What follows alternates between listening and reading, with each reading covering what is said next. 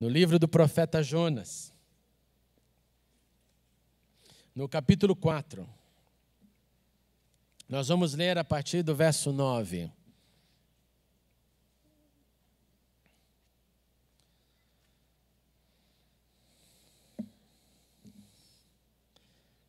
Jonas 4, 9 diz assim: Mas Deus disse a Jonas: Você tem alguma razão para estar tão furioso por causa da planta? Respondeu ele: Sim, tenho.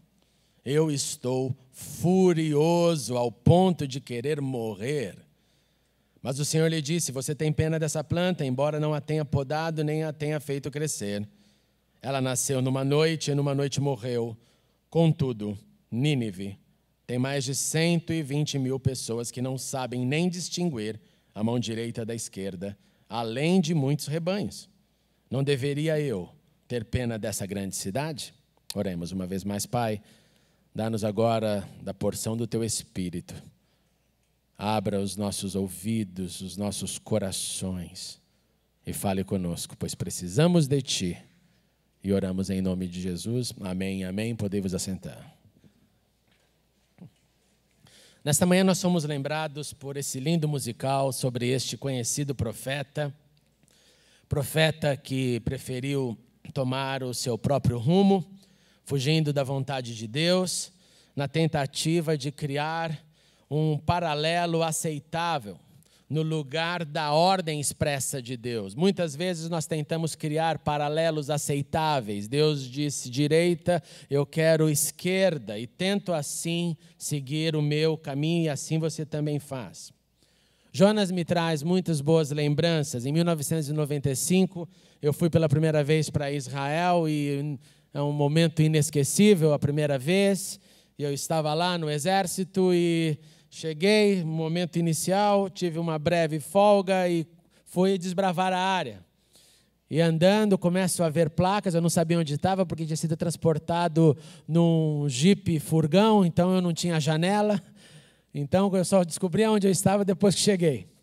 Morrendo de medo, falando, meu Deus, o que vai acontecer comigo? Uma cena muito incrível.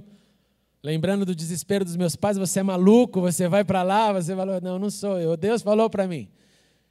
E eu lembro que quando eu então saí desse furgão, comecei a seguir placas e de repente eu vejo placas e as placas estavam escritas, claro, obviamente, em hebraico e inglês.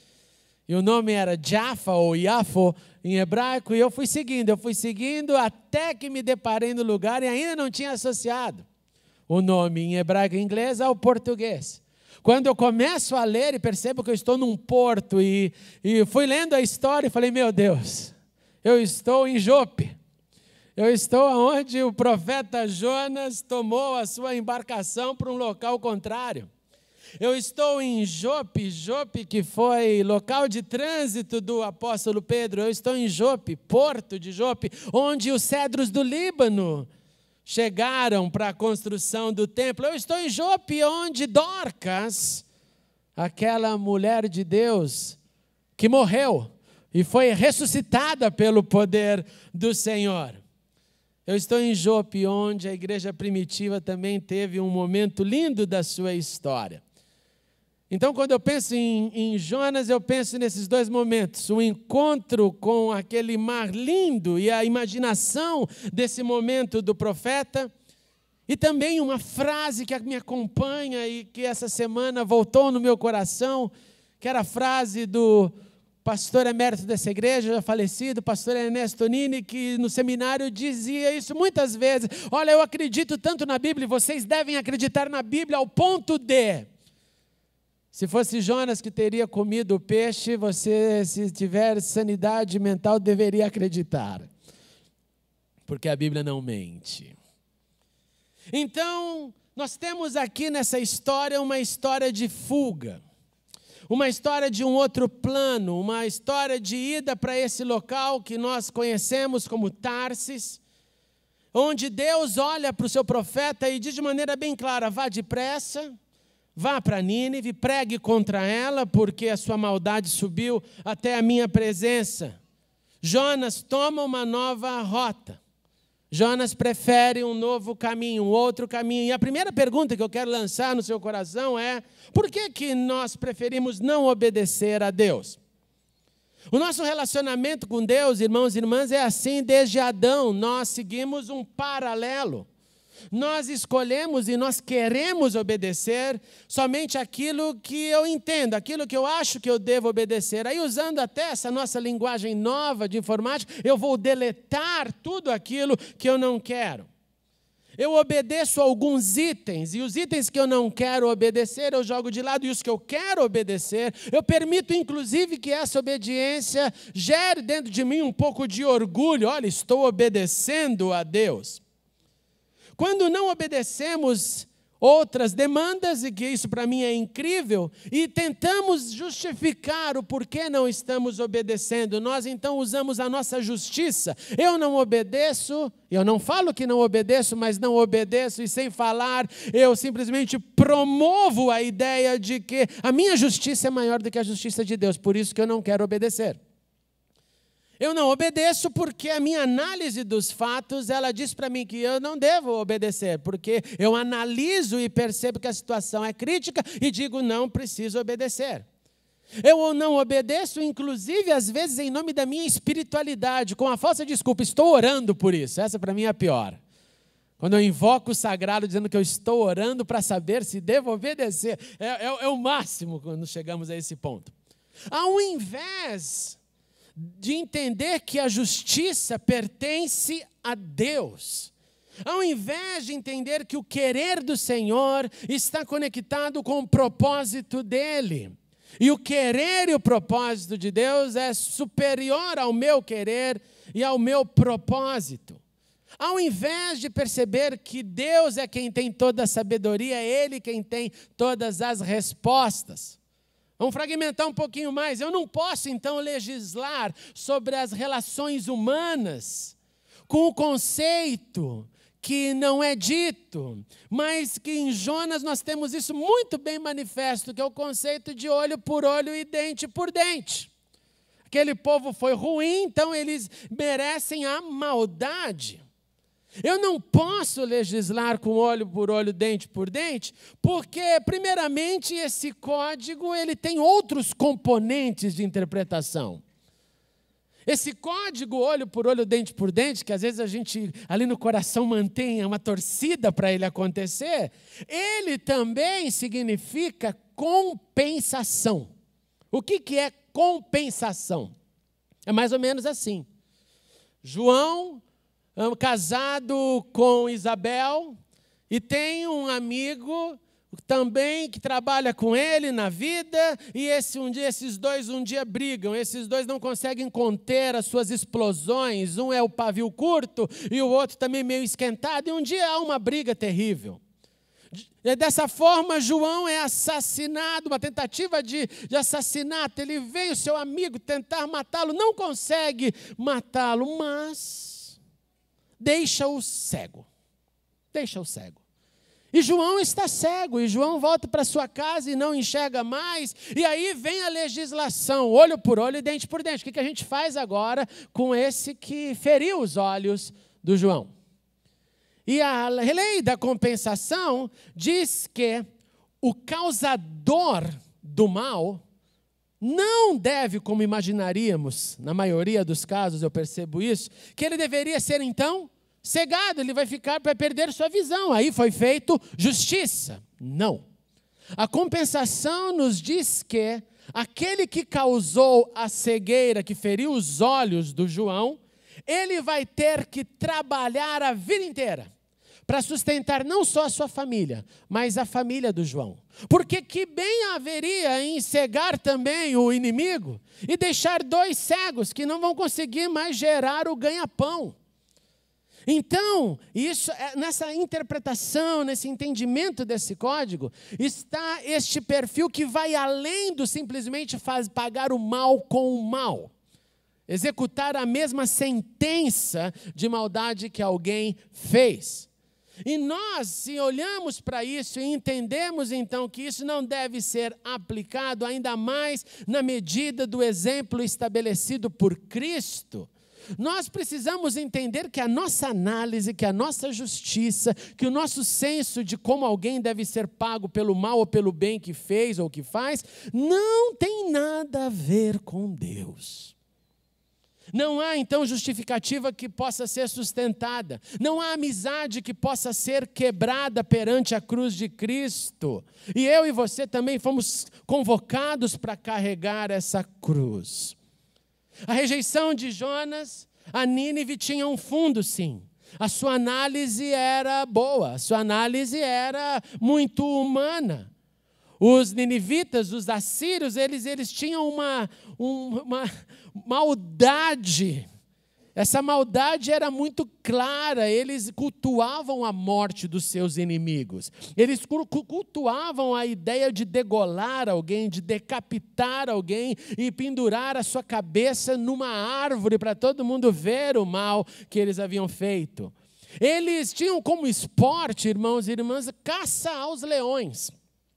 E a sua caça aos leões era algo que eles perpetuavam na arte. Se você for no Museu Britânico, você vai ver um corredor enorme de leões sendo caçados e é detalhe após detalhe da morte dos leões, porque eles gostavam de mostrar o seu poder sobre a vida, seja a vida humana, seja a vida animal.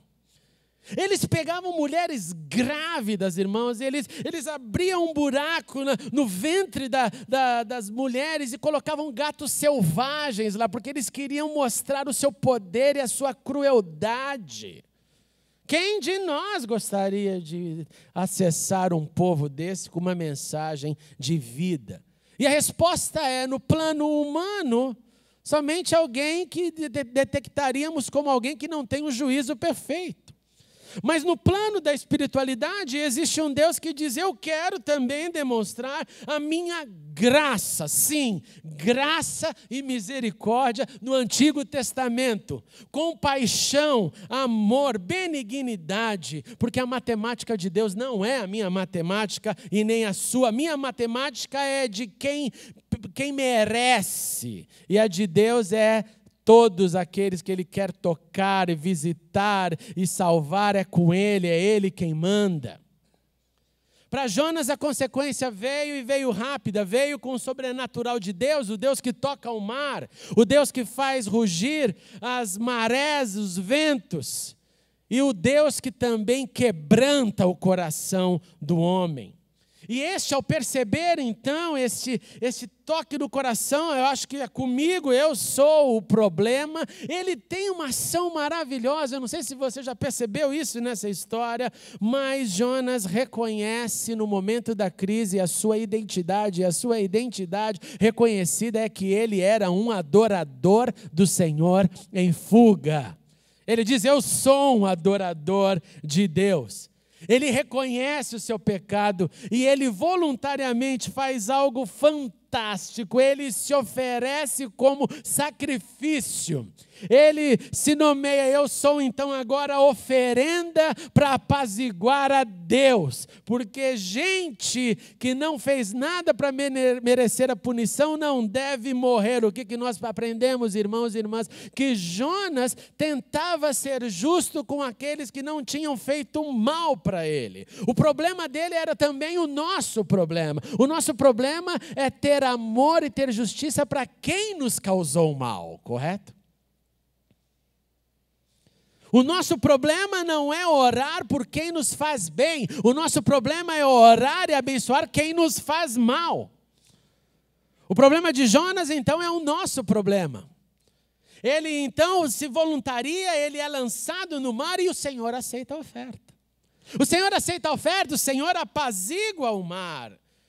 Ao mesmo tempo que protege aquele que se arrependeu naquele momento. Ele vai dar provisão, a provisão interessantíssima, o peixe. Irmãos, quantas vezes e quantas histórias nós possuímos de tantos momentos, que mesmo depois de uma desobediência, veio um arrependimento no coração e lá estava o Senhor. E lá estava o Senhor com as suas misericórdias renovadas, pronto para nos proteger. E por que então Deus estava lá e Deus tem estado conosco depois do arrependimento para dizer: vem meu filho, eu estou com você? E a resposta que eu tenho vivido e entendido é aquela música linda: por bondade do Senhor, nós não somos consumidos. Porque a tua misericórdia não tem fim. Nova ação a cada manhã. Nova ação a cada manhã. É muito grande a sua fidelidade. De dentro do peixe, Jonas clama ao Senhor uma súplica. Reconhecimento do arrependimento. O Senhor ouve, o Senhor ordena ao peixe: vai, vomite este homem na praia. Uma vez mais o Senhor olha para o profeta e novamente de uma maneira clara: Jonas, vá para Nínive. Aqui está uma outra grande lição, irmãos e irmãs. O Senhor é misericordioso, o Senhor é perdoador, o Senhor está lá com a provisão, o Senhor manda os recursos que Ele quiser para nos cuidar, mas o Senhor não irá nos promover para um novo nível, para a lição 3, enquanto não passarmos da lição 2. Não adianta fingir que não vi, não adianta fingir que não ouviu, não adianta fazer: não, tudo bem, eu arrependi, mas está acabado, próximo. Não, Deus fala: não, retorna. Você deixou aquela página sem terminar. Então não fuja, mesmo depois do arrependimento. Não fuja por achar que Deus te perdoou e está tudo bem. Ele nos chama para voltar e aceitar. Eu ouço muito isso. Pastor, eu tive um problema com o irmão tal, mas passou, agora meu coração está quebrantado, é final de culto. Meu coração está quebrantado, é tudo novo, pastor. Só tem um detalhe, pastor, eu não quero nunca mais olhar para aquele irmão e irmã. Não, tem todos os detalhes, né? Como você vai aprender a compaixão? Como você vai aprender o perdão? É um perdão fuga, então, né? Eu perdoo e tchau, vou mudar de estado, né? Lembre-se que Deus vai fazer todas as vezes que nós pularmos uma lição. Ele vai fazer nós retornarmos àquela lição para completarmos a sua cartilha. Não vale a pena, irmãos e irmãs. O profeta ouve novamente a Deus, desta vez o profeta obedece, e aquilo que ele não queria que acontecesse, acontece. Nós, da mesma forma, nos posicionamos assim, irmãos, inconscientemente, dá uma vontade que a justiça seja feita, não dá? Ai, como seria bom se isso acontecesse. Ai, como eu queria que aquele irmão, só para ele entender, que ele vivesse na pele. É um vuduzinho assim, cristão, é um negócio. Como Jonas, nós podemos também ficar descontentes com a reconciliação.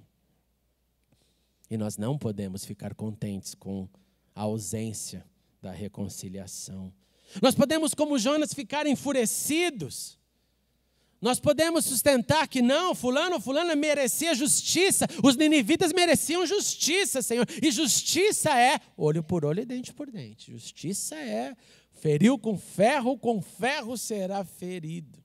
Como Jonas, irmãos e irmãs, esse senso equivocado pode se tornar uma obsessão. Pode se tornar algo que faça o recipiente desse senso errado de justiça a, inclusive, escute isso, querer a morte. Ele disse assim: eu sabia que tu, Deus, és misericordioso, tu és compassivo, tu és paciente, cheio de amor, que promete castigar, mas depois se arrepende. Sim, Senhor, já que o Senhor manifestou a graça, eu te peço, tire a minha vida. Eu te imploro, para mim é melhor morrer do que viver, porque a minha justiça não foi feita. Porque a minha axiologia não se manifestou. Porque todos estão errados e eu estou certo. Eu não concordo, Senhor, com o teu amor, com a tua misericórdia. Eu sou o que sou e sou a leitura do que faço. Sou a leitura do que aceito e aceito o que aceito. E o que não aceito, não aceito. Lá no fundo, o que nós percebemos é um nervosismo, que também opera em nós mesmos quando estamos calados. É um pavio curto, é algo que deixa a gente enfurecido, impaciente. Lábios que reafirmam com facilidade a capacidade de julgar, de estabelecer o que acha certo e não o que Deus quer. Nós também manifestamos esses nervosismos quando somos contrariados. Você gosta de ser contrariado? Você gosta de alguém dizer exatamente o que você não gostaria de ouvir? É claro que não. Então Jonas demonstra que esse nervosismo está ligado com uma incapacidade de perdoar, uma incapacidade de reconciliação, ao ponto dele dizer, sim, eu acho que eu prefiro morrer. Quando eu sou contrariado, eu prefiro morrer.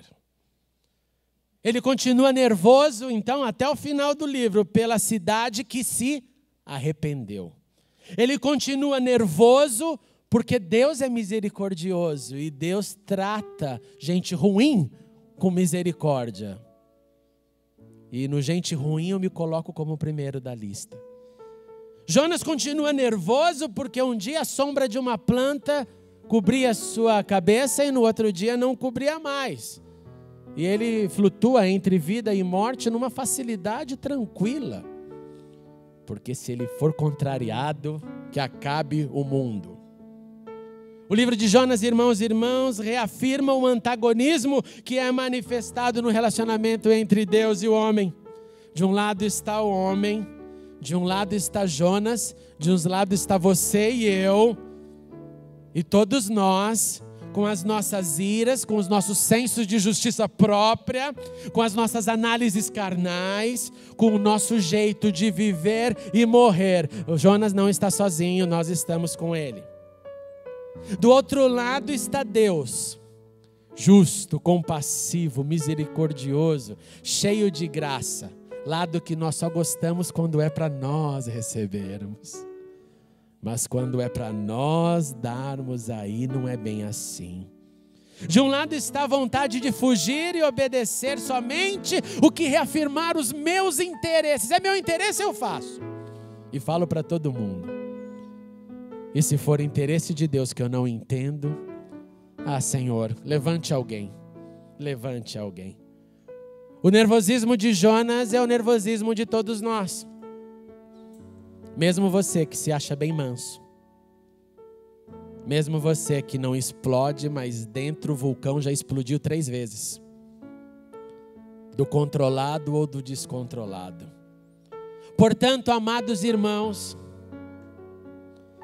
quando ficarem irados, siga as palavras do apóstolo Paulo, não pequem. Quando ficar irado porque não entendeu o que Deus disse, não fuja, não desobedeça, não crie um caminho paralelo.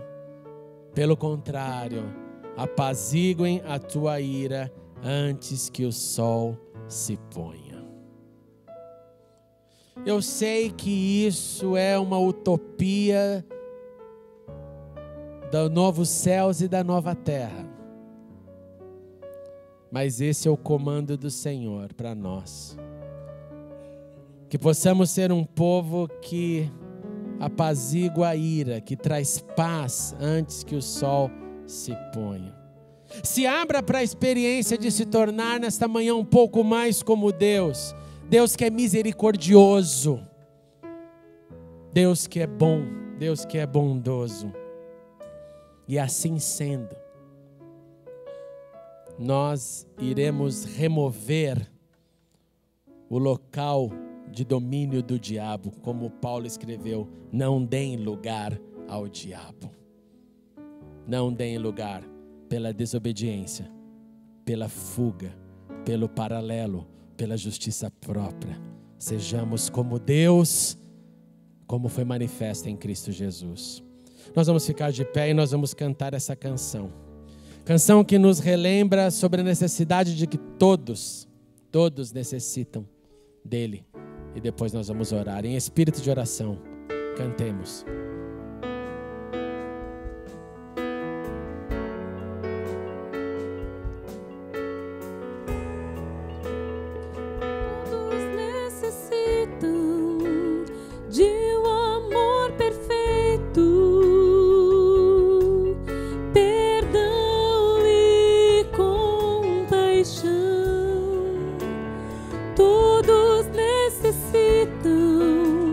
de graça e esperança,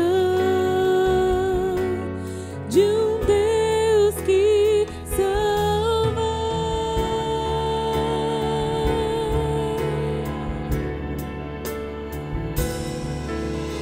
Cristo move as montanhas e tem poder para salvar, tem poder para salvar, para sempre, autor da salvação. Jesus a morte venceu, sobre a morte venceu.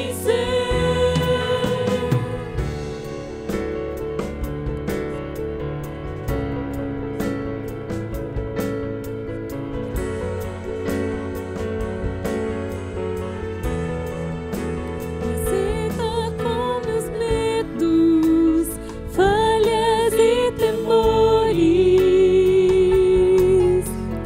enche o meu viver, a minha vida entrego pra seguir teus passos, a ti me rendo.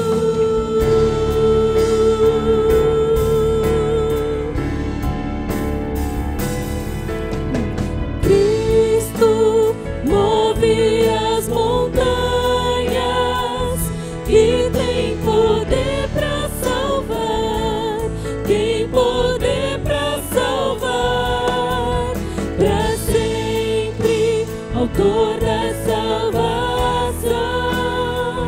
Jesus a morte venceu, sobre a morte venceu.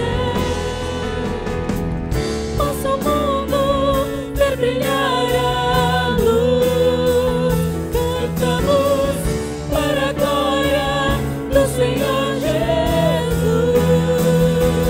Cristo. Possa o mundo ver brilhar a luz, cantamos para a glória do Senhor Jesus.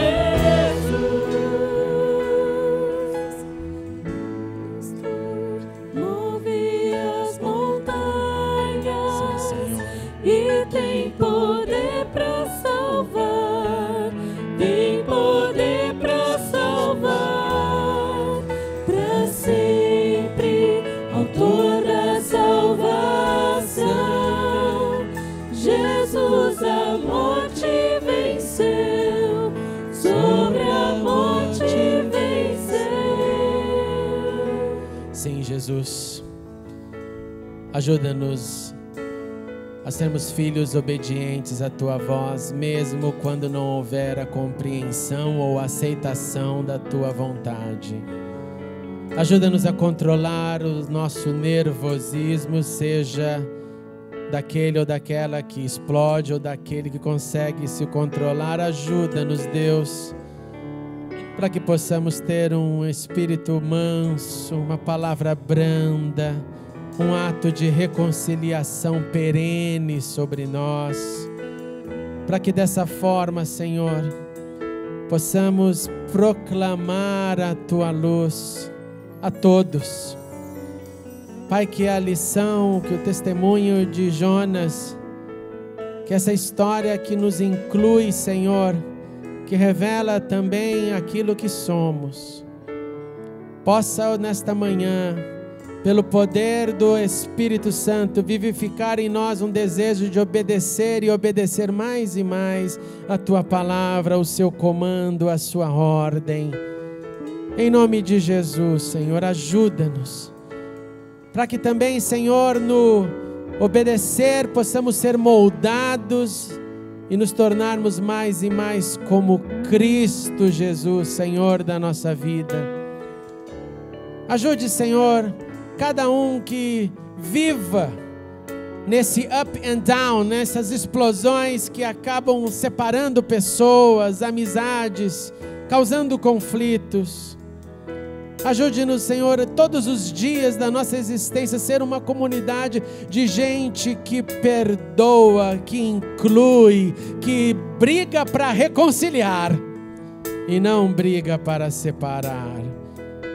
Em nome de Jesus, levanta-nos, Deus, para manifestar esse amor que o Senhor teve pelos ninivitas, esse amor que o Senhor teve por nós, esse amor que o Senhor teve por mim, e esse amor que continua, esse amor de Deus. Oh Senhor, manifesta o seu amor em nós em ações, em nome de Jesus, para a tua glória, para o crescimento da tua igreja, hoje e sempre. E que o Senhor te abençoe e te guarde, que o Senhor resplandeça o seu rosto sobre ti e tenha misericórdia de ti, que o Senhor sobre ti levante o seu rosto e te dê a paz, e que o amor de Deus e a graça do Senhor Jesus Cristo e a comunhão do Espírito Santo esteja com todos nós e com todo o Israel de Deus, hoje e sempre. Amém e amém. Deus te abençoe e te guarde.